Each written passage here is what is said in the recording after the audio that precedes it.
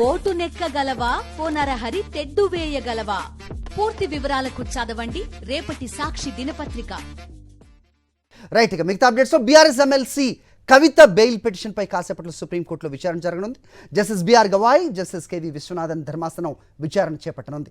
CBI, ED counter దాఖలు చేయడంతో ఈసారి కవితకు బెయిల్ వస్తుందనే నమ్మకంతో ఉన్నాయి బీఆర్ఎస్ శ్రేణులు.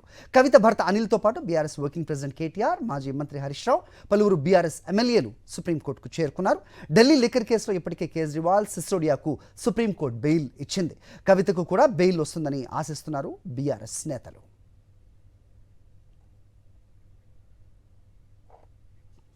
ఢిల్లీ లిక్కర్ కేసులో మార్చి 15 ఎమ్మెల్సీ కవితను అరెస్ట్ చేసింది ఎన్ఫోర్స్మెంట్ డైరెక్టరేట్. హైదరాబాద్ నివాసంలో ఆమెను అరెస్ట్ చేసి ఢిల్లీ తరలించారు ఈడీ అధికారులు. జ్యుడిషియల్ కస్టడీలో ఉన్న కవితను ఏప్రిల్ 11న తిహార్ జైల్లో సిబిఐ కస్టడీలోకి తీసుకుంది. ఈ క్రమంలో గడిచిన 6 నెలలుగా జైల్లో ఉన్నారు కవిత. బెయిల్ కోసం ట్రయల్ కోర్టు, హైకోర్టులో పలు పిటిషన్స్ వేసినా నిరాశ ఎదురైంది. జూలై 1న హైకోర్టు బెయిల్ నిరాకరించడంలో సుప్రీంకోర్టును ఆశ్రయించారు ఎమ్మెల్సీ కవిత. ఆగస్టు 7న సుప్రీంలో బెయిల్ పిటిషన్ వేశారు. ఈ నెల 12న పిటిషన్ను విచారించిన జస్టిస్ గవాయ్, జస్టిస్ విశ్వనాథన్లతో కూడిన ధర్మాసనం సిబిఐ, ఈడీకి నోటీసులు ఇచ్చింది. ఈడీ కౌంటర్ దాఖలు ఆలస్యం కావడంతో ఈ నెల 20న కూడా కవిత బెయిల్ పిటిషన్పై విచారణను వాయిదా వేయాల్సి వచ్చింది.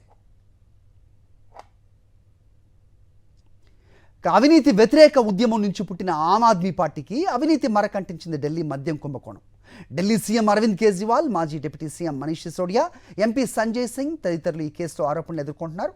కాగా ఢిల్లీ లిక్కర్ స్కామ్లో సౌత్ గ్రూప్ను నడిపించింది బీఆర్ఎస్ ఎమ్మెల్సీ కవితే అనేది దర్యాప్తు సంస్థల ప్రధాన అభియోగం.